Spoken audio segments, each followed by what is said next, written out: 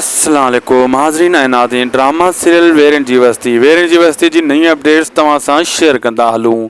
जी हाँ दोस्तों, एक बेहतरीन सॉफ्ट सीरियल सिंधी वारनि जो तव्हांखे अॻे अपडेट काफ़ी असां ॾेई चुका आहियूं, लेकिन अॼु थोड़ी तफ़सील सां नंढड़े वीडियो में वॾी अपडेट्स। दोस्तों, अज़ीज़ कंबराणी जी ऐं सोनू मिर्ज़ा जी काफ़ी शूट कई वई, जिथे केलनि जा हिकु वॾा बाग आहिनि, ॿ ॻोठ वहण बस्ती में खूबसूरत जो लोकेशन ते शूटिंग कई वई, जैमें अज़ीज़ कंबराणी जा सुठा सीन हुआ दोस्तों, बेहतरीन सीन हुआ।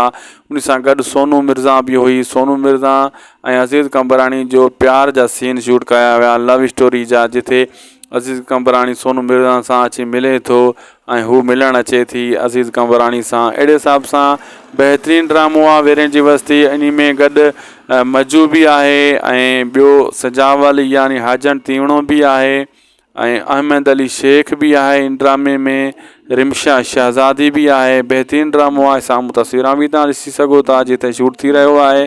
लोकेशन जो तस्वीरूं आहिनि, इहो तमामु जल्द सिंध टी वी वारा इन खे ऑनियर कंदा ऐं इन जो टीज़र भी तमामु जल्द जनवरी महीने ताईं अची वेंदो तव्हां ऐं असांजे साम्हूं। वीडियो सुठी लगी तो लाइक सब्सक्राइब शेयर कंदा।